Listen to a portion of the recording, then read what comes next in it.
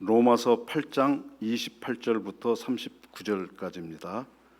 로마서 8장 28절로 39절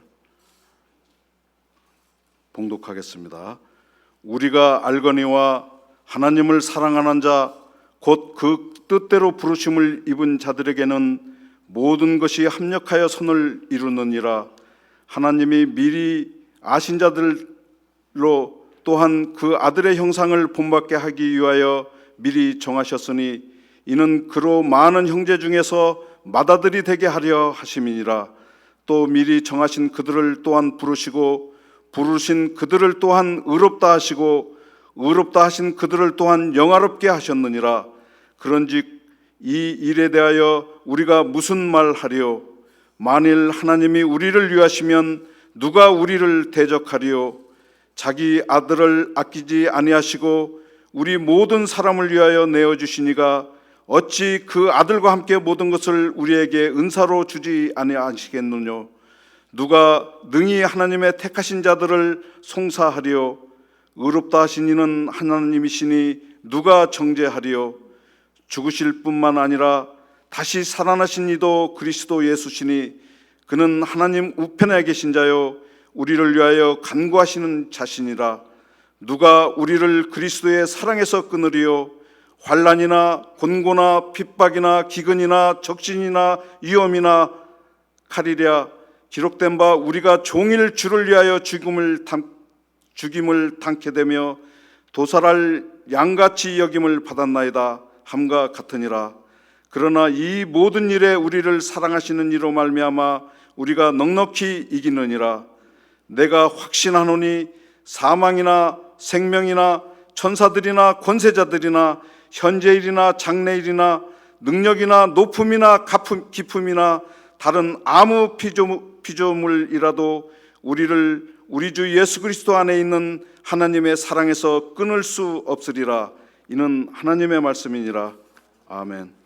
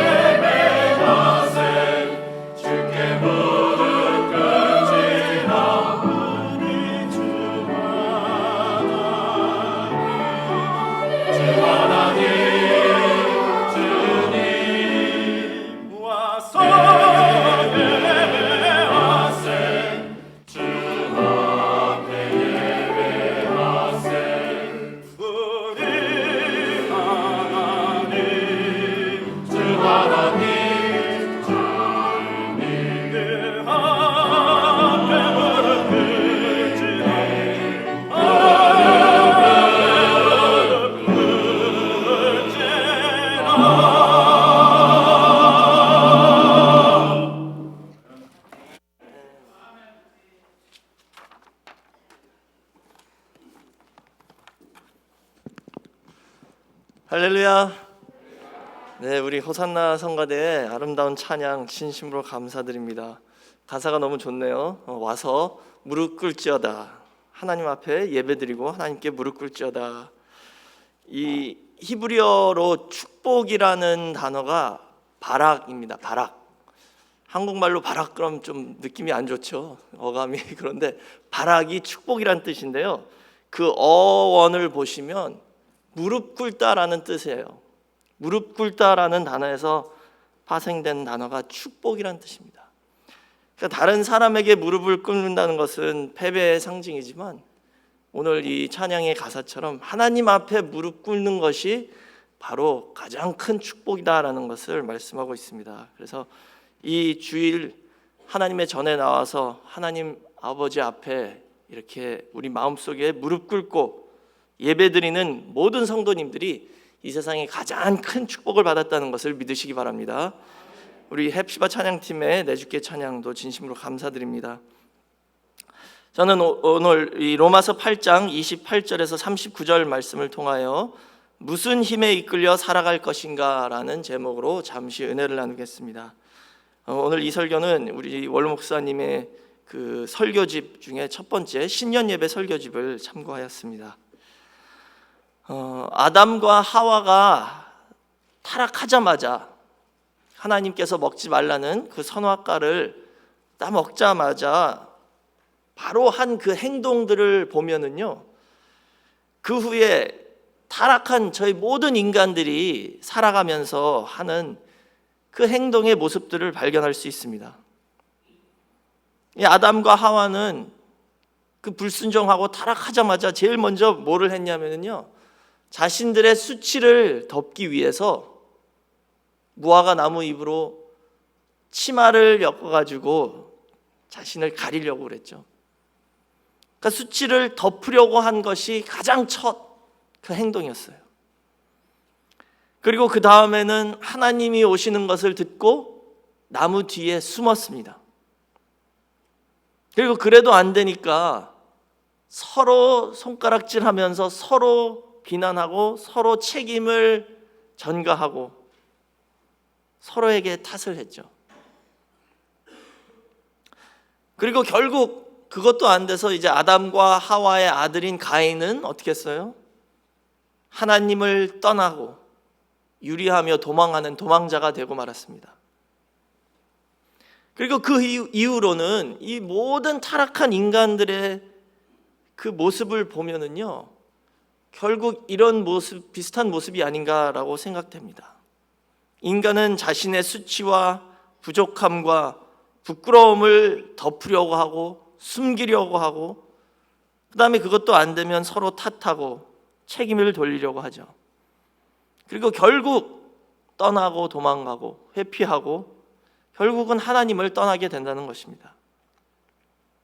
가인 때부터 지금까지 타락한 인간들은 하나님을 떠나서 행복을 찾으려고 했지만 성경에서는 그것은 불가능하다라고 말씀하고 있습니다. 그러니까 오늘 저희가 기억해야 할 한 가지만 있다면 그것은 뭐냐? 어떤 일이 있더라도, 어떤 상황이 있더라도 하나님을 떠나서는 안 된다는 겁니다. 그 미국 독립선언문 보시면 뭐 그런 말이 있죠. 모든 사람은 평등하게 태어났다. 그리고 하나님에게 의해 양도할 수 없는 권리를 부여받았는데 그게 생명권이고 자유권이고 행복 추구권이다 라고 합니다. 이 행복 추구권, 우리 대한민국의 헌법도 이 행복 추구권을 보장하고 있다고 합니다. 아마도 잘 알지는 못하지만 대부분의 자유민주주의 국가들은 이런 보장이 헌법이나 뭐 어딘가에 있을 거예요. 근데 행복 추구권은 보장해 주지만 행복을 어디서 찾을 수 있는지, 그리고 어떻게 해야지 진정한 행복을 얻을 수 있는지 이것을 가르쳐주는 그런 나라는 없습니다. 그 러시아의 유명한 소설가 있죠, 톨스토이. 뭐 전쟁과 평화, 뭐 안나 카레니나 뭐 이런 책들 있잖아요. 소설책이 거의 성경책만큼 두꺼워요. 그래서 잘 안 읽었습니다. 그런데 이 톨스토이가요, 인간이 행복하게 살아갈 수 있는 힘의 근원이 도대체 무엇인가라고 생각하고 말했다고 합니다. 행복하게 살아갈 수 있는 그 힘의 근원이 무엇이냐. 그래서 그분의 소설을 보시면 뭐 다양한 그런 사람들이 등장하죠. 부자도 있고 귀족도 있고 학자들도 있고 미인, 영웅, 뭐 예술가, 군인 등등 아주 다양한 그런 유명한 인물들을 다 총동원해서 이 소설들을 썼는데요. 이분이 결론 내린 것은 인간의 행복을 사람들 가운데서 하나도 발견하지 못했다라는 게 이 사람의 결론이래요. 돈과 권력과 명예가 인간의 힘의 근원이 되지 못한다는 것을 깨닫고 고백하고 있다는 것이죠. 그래서 톨스토이는 뭐 자기가 갖고 있는 소유를 다 불쌍한 사람들, 가난한 사람들한테 나눠주기도 했습니다. 그런데도 만족을 못 느꼈죠. 그래가지고 어쩔 때는 진짜 자살까지도 기도했지만 그것도 실패했다고 합니다. 결국 이 사람은 찾고 찾으면서 행복이 어디 있을까 찾았지만 인간들 사이에서는 찾을 수 없다라고 결론을 내린 것입니다. 또 많은 사람들은 출세하고 성공하면 행복할 것이다 라고 생각합니다. 그러니까 한마디로 인생을 성공 때문에 사는 거예요. 성공을 하기 위해서. 뭐 그렇다고 해서 저희가 성공하지 말라는 뜻은 아니죠. 반드시 성공해야 합니다. 특히 우리 예수 믿는 성도들이 성공해서 하나님의 영광을 드러내야 되죠. 근데 문제는 성공하냐 안 하냐 이게 문제가 아니라 성공하면 모든 문제가 해결될 것이다 라고 생각하는 게 문제라는 것입니다. 내가 성공하면 행복하게 될 것이다. 성공하면 내가 갖고 있는 모든 짐을 덜어줄 수 있다. 이렇게 착각하기 때문에 문제가 있다는 것이죠. 성공만 하면 죽어도 한이 없다라고 생각하는 사람들이 있습니다. 그런데 저희가 주변에서 보면 막상 성공했을 때 그 인간의 마음속에 스며드는 허무와 고독, 그 허탈함, 그게 성공보다 더 큰 문제가 된다는 것을 저희가 종종 볼 수 있죠. 그래서 성공이 인생의 짐을 덜어주는 게 아니라 오히려 성공으로 인해서 더 무거운 짐을 얻는 그런 사람들도 저희가 종종 볼 수 있습니다. 그러니까 성공도 진정한 행복을 우리에게 보장하지 못한다는 거예요. 그렇다면 오늘 저희가 무엇을 추구하며 그리고 어떤 힘으로 이끌림을 받아서 우리의 삶을 살아야 하는지, 오늘 사도 바울은 로마서 8장 28절에서 39절 사이에 우리가 어떤 힘으로 이 삶을 살아야 하는지를 세 가지 힘을 말씀하고 있습니다. 첫 번째는 하나님이 나를 위하신다는 그 믿음의 힘으로 살아야 한다라고 말씀하셨어요.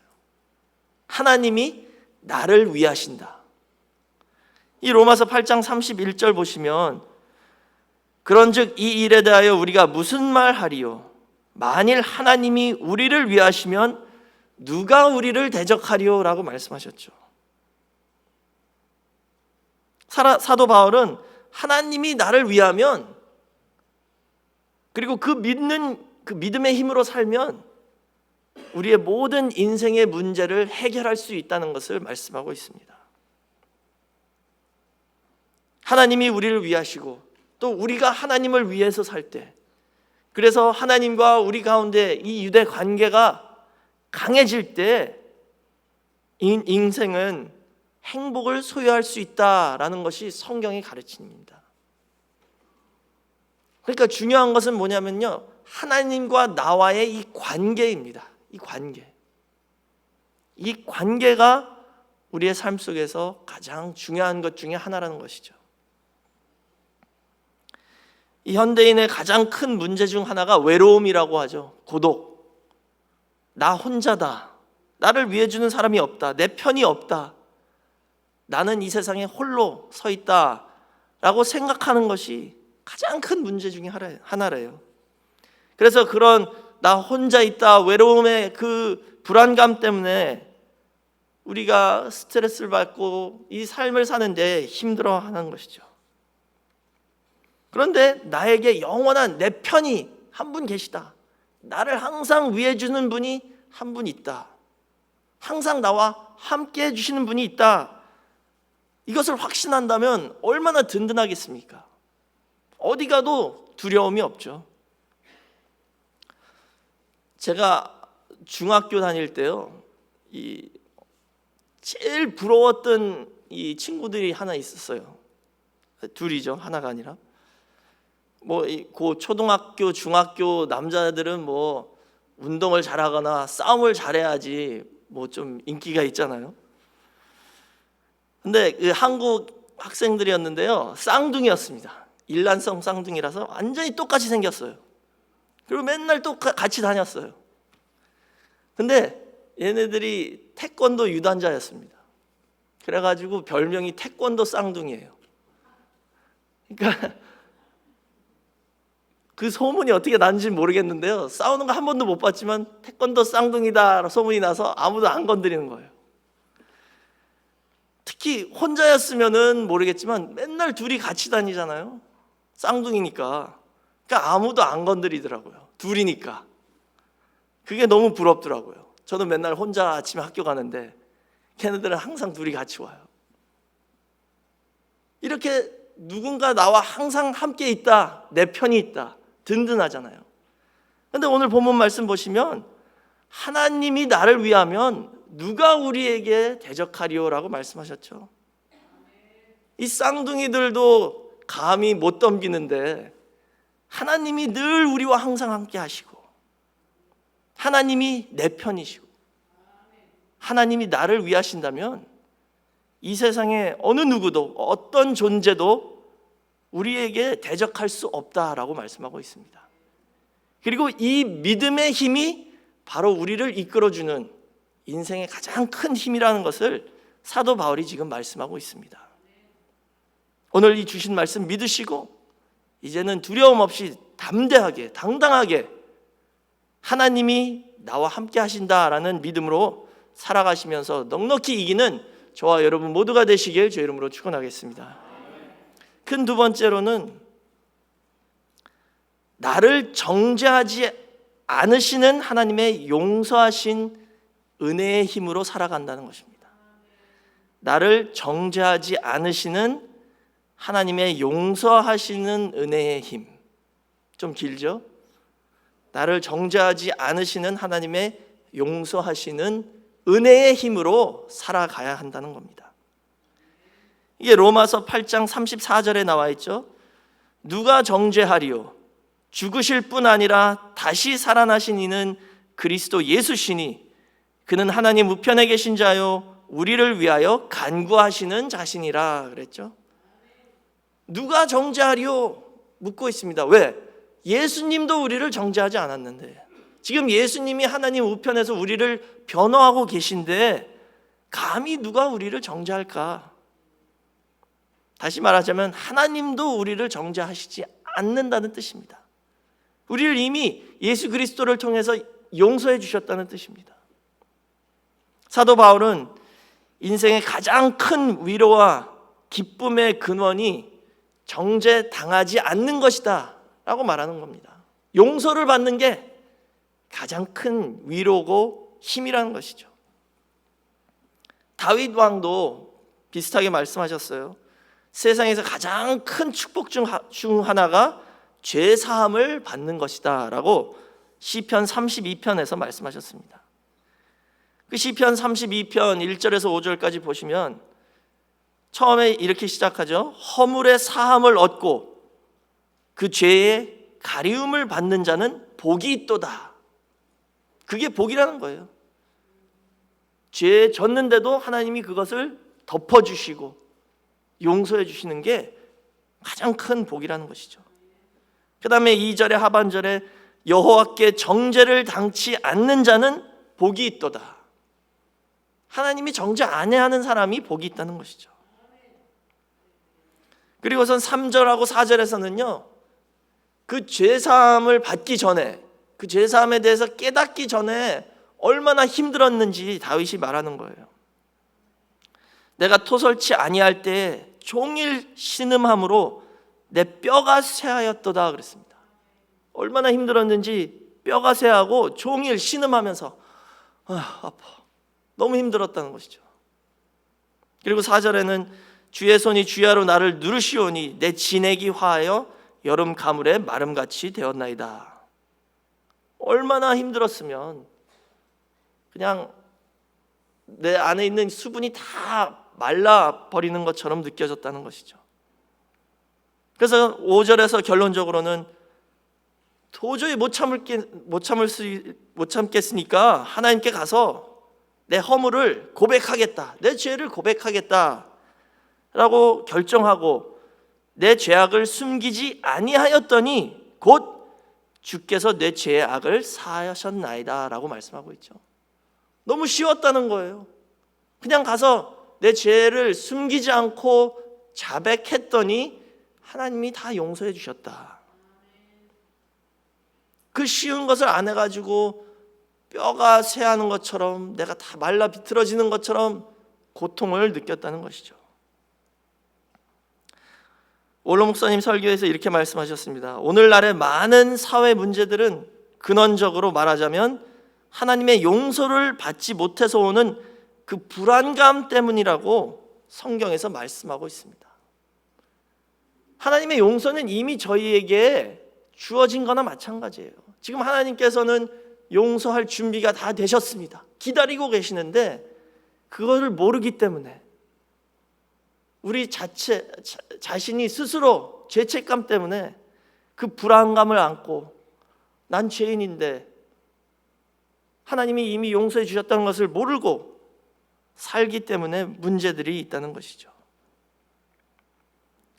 이제 2019년 약 2달 한 열흘 정도 남았습니다. 그런데 이 2019년에 용서받지 못한 무거운 삶의 짐들을 그대로 짓고 2020년으로 넘어가면 안 되겠죠. 근데 성경에서 가르쳐 주시는 것은요, 분명히 용서를 받으려면 먼저 용서할 수 있는 믿음이 있어야 된다라고 말씀하셨습니다. 용서받는 것과 용서하는 것은 하나라는 겁니다. 이게 별개가 아닙니다. 근데 저희는 용서받기만을 원하죠. 용서받는 것은 아주 급급합니다. 그러나 남을 용서하는 데서는 조금 뒤떨어져요. 그러니까 문제는 뭐냐? 용서를 받지 못하는 이유가 용서하지 못하는 데 있다라는 것을 말씀하고 있습니다. 그리고 용서를 하지 못하는 이유는 먼저 내가 하나님께 용서받은 것을 깨닫지 못하기 때문이 아닌가 한번 생각해 봅니다. 하나님이 우리를 모두 다 용서해 주셨고 더 이상 정죄하지 않으신다라는 확신이 있다면 그게 우리의 힘이라는 거예요. 그리고 힘이 있으면 마음의 여유가 생깁니다. 그러면 남도 용서해 줄 수 있는 것이죠. 모든 인생은 하나님께로부터 받은 은혜로 사는 거예요. 저희가 받은 모든 것이 다 거저받은 것입니다. 우리 태어날 때 이 몸 거저받은 것이죠. 우리의 건강, 모든 것을 다 하나님의 은혜로 주셨는데 예수님께서도 말씀하셨죠. 거저받았으니 거저 나눠주라 라고 말씀하신 것처럼 우리가 받은 용서도 하나님께서 은혜로 거저 주신 겁니다. 그렇다면 이제 남에게도 거저 용서를 나눠줘야 된다는 것이죠. 만약 지금 마음이 편치 못한 일, 좋지 못한 그런 일이 있다면 서로 용서하는 우리 늘푸른 교회 모든 성도가 되시길 부탁드리겠습니다. 물론 목사인 저도 거기에 포함되는 거죠. 인간인 거로 실수도 하고 문제가 있습니다. 그렇지만 예수님께서 저에게 가르쳐 주신 것은 뭐냐? 용서하지 못한 인간을 대신해서 그 용서의 모범을 보여주신 게 우리 주님입니다. 그래서 누가복음 23장 34절 말씀 보시면 예수님을 때리고 찌르고 침을 뱉고 손과 발에 못을 박은 그 사람들을 향해서 아버지여 저들이 하는 일을 모르니 용서해 주세요라고 기도하셨습니다. 용서받는 믿음과 용서하는 믿음은 하나라는 것입니다. 용서만 받으려고 하면 그것은 반쪽이라는 거예요. 용서받는 것과 용서하는 것은 하나입니다. 반드시 용서를 해야지 용서를 받는 것이고, 용서를 받았기 때문에 용서를 해야 된다는 것을 성경에서 가르쳐주고 있습니다. 세 번째로는 사도 바울은 절대 끊어지지 않는 십자가의 사랑의 힘으로 우리 인생을 살아가야 한다라고 말씀하고 있습니다. 절대 끊어지지 않는 십자가 사랑의 힘으로 살아가야 된다는 것이죠. 로마서 8장 35절 말씀 보시면 누가 우리를 그리스도의 사랑에서 끊으리요? 환난이나 곤고나 핍박이나 기근이나 적신이나 위험이나 칼이랴. 다시 말하자면 우리를 그리스도의 사랑에서 끊을 사람도 없고 끊을 힘도 없다는 것입니다. 이 원로 목사님 설교에 이렇게 말씀하셨어요. 사랑은 화초의 뿌리와 같대요. 그래서 뿌리가 약하면 그 화초는 시들고 죽는 것이죠. 그러니까는 인생에 있어서 모든 사랑의 뿌리는 하나님의 사랑이라는 것입니다. 부부 간의 사랑, 부모와 자녀 간의 사랑, 또 이웃 간의 사랑, 친구들 사이의 사랑, 형제들과의 사랑, 이 모든 종류의 사랑이 다 하나님이 나를 사랑하신다라는 그 신앙 고백에 기초를 두고 있다는 거예요. 하나님이 먼저 우리를 사랑해 주셨기 때문에 저희가 남을 사랑할 수 있다는 것이죠. 그렇기 때문에 하나님이 나를 사랑하신다라는 그 확신 가운데 살아야지만이 우리가 살고 사랑할 때 그 모든 사랑들도 꽃피고 열매를 맺을 수 있다는 것입니다. 그 사랑이 시들지 않고 시냇가의 나무같이 영원히 갈 수 있다는 뜻이죠. 사람이 사람으로서의 삶을 살기 위해서는 하나님의 사랑을 받고 그 사랑을 펼쳐나가는데 우리의 그 인생 목적이 있다는 것입니다. 하나님의 사랑을 받아서 그 사랑을 남에게 나눠주는 게 우리의 삶이라는 것입니다. 사랑하는 성도 여러분, 어떤 작가는 이렇게 얘기했다고 합니다. 인생은 고통이다 라고 그랬대요. 그만큼 힘든 일이 많다는 뜻이겠죠. 근데 그런 인생을 살아갈 때 반드시 하나님이 나를 위하신다. 그리고 하나님이 더 이상 나를 정죄하지 않으시고 용서하셨다. 또 더 나아가서 하나님이 절대적으로 나를 사랑하신다. 그 사랑은 끊어질 수 없다. 이 세 가지의 힘에 대한 확신만 있다면 반드시 승리할 수 있다는 것을 오늘 사도 바울이 말씀하고 있습니다. 근데 이 세 가지 힘이 왜 중요하냐면요, 오늘 이 말씀을 마치기 전에 이 시편 88편 그 시편을 통해서 한번 말씀드리고자 합니다. 시편 88편을 보시면 이 고라 자손 에스라인 헤만이라는 사람이 쓴 시편인데요, 읽어보면 좀 마음을 무겁게 하는 시편입니다. 되게 어두운 시편이에요. 이 사람이 엄청난 고통을 당하고 있었겠죠. 자세히 읽어보면 마치 하나님께 항의하는 것처럼, 하나님께 원망하고 불평하는 것처럼 쓰여진 시편입니다.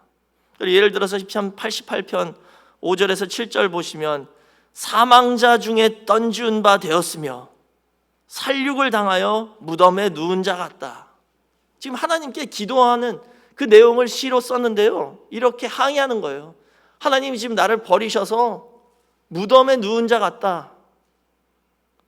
또 6절에는 주께서 나를 깊은 웅덩이 어두운 곳 음침한 데 두셨다. 주의 노가 나를 심히 누르시고 주의 모든 파도로 나를 괴롭게 하셨나이다. 또 16절에서 18절까지 보시면 주의 진노가 내게 넘치고 주의 두렵게 하심이 나를 끊었나이다. 이런 일이 물같이 종일 나를 애우며 함께 나를 둘렀나이다. 그리고 마지막 18절에 주께서 나의 사랑하는 자와 친구를 내게서 멀리 떠나게 하시며 나의 아는 자를 흑암에 두셨나이다 그랬어요. 여기 한국말로는 나의 아는 자를 흑암에 두셨나이다 그랬는데요, 히브리 원어를 직역하면 내 친구는 흑암이다 이런 뜻입니다. 그러니까 지금 나에게 흑암밖에 친구가 없다라는 뜻이에요. 그러니까 이 내용을 해석을 해보면 하나님보다 오히려 흑암이 내게 더 좋은 친구다, 이런 의미가 여기 내포되어 있다는 뜻입니다. 그러니까 이 시편을 보면 원망, 그리고 하나님께 향한 그 항의, 그런 것으로 가득 찼다는 것을 볼 수 있죠. 하나님께 대드는 시편같이 쓰여졌습니다. 그럼 하나님이 왜 이런 시를 성경에 포함했을까요? 이게 우리의 신앙의 본이 될 수는 없잖아요. 지금 우리 보고 이렇게 기도하라고 쓰여주신 시편은 아닙니다. 우선 1차적으로 이 구속자적으로 봤을 때 이 시편의 의미는 예수 그리스도께서 우리의 모든 인류의 모든 죄를 걸머지셨을 때 느끼시는 그 고통을 시적 표현으로 쓴 것이다라고 우리가 볼 수 있습니다. 그렇지만 이 에스라인 헤만이란 사람이 이런 시를 썼다는 그 자체가, 하나님이 그것을 용납했다는 그 자체가 참 이상한 것이죠. 궁극적으로 하나님께서 이 시편을 성경에 포함하신 이유는 뭐냐? 이런 어려운 상황에서도, 이런 것을 느끼면서도 불구하고 이 사람은 하나님을 떠나지 않았다는 것을 지금 보여주고 있는 것입니다. 하나님께 항의하고 하나님께 원망하고 하나님께 심지어 대들는 그런 상황이라도 이 사람은 하나님을 떠나지 않고 오히려 하나님께 기도하고 하나님께 이런 모든 것을 표현하고 있다는 것을 지금 하나님께서는 받아주셨다는 것을 보여주고 있습니다. 그래서 그 사람의 마음을 이해해 주시고 받아주셨다는 거죠. 그러니까 오늘 저희도 혹 이렇게 어려움 가운데, 이런 어두움 가운데 통과를 하고 있다 할지라도 기억해야 할 것은 뭐냐? 하나님을 떠나지 말고 원망이 있으면 하나님에게 하라는 것입니다. 하나님께 아뢰라는 거예요. 그랬을 때 하나님께서는 우리 마음을 다 이해해 주신다는 뜻입니다. 비슷한 상황에 있었던 사람이 욥이죠. 그 욥기서를 읽어보시면은요, 사실 욥도 중간에 원망하고 하나님께 항의하고 불평했습니다. 그런데 하나님은 욥이 이 모든 과정에서 입으로 죄짓지 않았다라고 인정해 주셨죠. 그 이유가 뭐냐? 욥도 역시 그런 큰 환난이 왔는데도 끝까지 하나님 곁에 남아 있었다는 겁니다. 그걸 보시고 인정해 주시는 거예요. 그게 바로 우리의 승리의 비결이라는 뜻입니다. 그래서 욥은 사단의 시험을 이겼다라고 인정을 받으신 것이죠. 입으로 불평이 나와도 하나님께 꼭 붙어 남아 있어야 된다는 뜻입니다. 그게 이 시편 88편이 우리에게 주는 교훈입니다. 그런데 오늘 사도 바울이 우리의 인생을 이끌어가는 이 세 가지 힘을 말씀해 주셨는데, 이 세 가지 힘이 바로 어떤 상황이 오더라도 우리가 하나님 곁을 떠나지 않고 하나님 앞에 머물 수 있게 해주는 힘이라는 것이죠.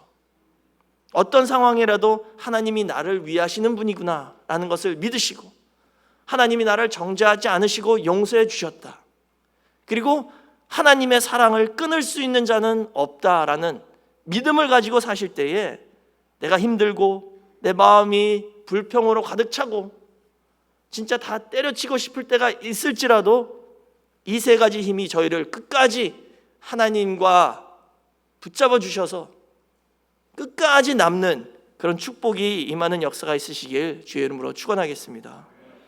신명기 4장 4절 말씀 보시면 오직 너희의 하나님 여호와께 붙어 떠나지 않은 너희는 오늘까지 다 생존하였느니라 라고 말씀하셨죠.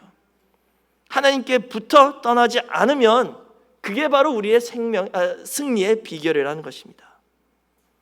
아마도 어떤 환난이 왔을 때 하나님께서 저에게 바라시는 게 그거 하나 정도일 것 같아요. 제 생각엔. 그냥 떠나지만 말라. 그러면 다 인정해 주시겠다는 거예요. 어떤 일이 와도 끝까지 이 말씀 앞에 남아서 믿음을 지키고 하나님께서 욥처럼 인정해 주시는 저와 여러분 모두가 되시기를 주의 이름으로 축원하겠습니다.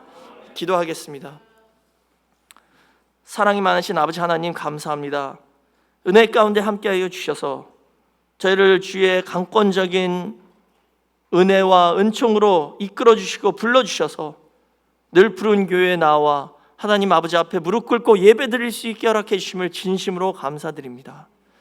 오늘 사도 바울을 통하여 저희를 이끌어 주시는 인생의 세 가지 힘을 가르쳐 주심을 진심으로 감사드립니다. 우리가 매일매일 힘들고 어려운 삶을 살아나갈 때에 하나님이 항상 나를 위하신다 잊지 않게 도와주시고 하나님이 우리를 정죄하지 않고 용서해 주셨다라는 확신을 갖게 허락하여 주시며 주 예수 그리스도의 사랑은 절대적이고 우리로부터 그 사랑을 끊을 자가 이 세상에 없다라는 확신을 하면서 살아갈 수 있게 허락하여 주시옵소서. 그래서 이 힘이 우리를 늘 인도해 주시고 이끌어 주셔서 늘 주님과 동행할 수 있게 허락하여 주시고 어둠이 몰려올 때도 이 힘으로 물리칠 수 있는 은혜를 허락하여 주셔서 최종 승리하는 우리들 푸른 교회 모든 성도가 될 수 있도록 역사하여 주시옵소서. 이 세 가지 힘을 믿고 주님께 기도할 때에 저희의 모든 간구가 상달되어 응답받을 수 있게 허락하여 주시고 가정마다 이 힘으로 스스로 모든 어둠을 물리칠 수 있는 장성한 성도가 될 수 있도록 역사하여 주시옵소서. 항상 함께해 주심을 감사드리며 모든 말씀 주 예수 그리스도의 이름으로 간절히 기도드렸사옵나이다. 아멘.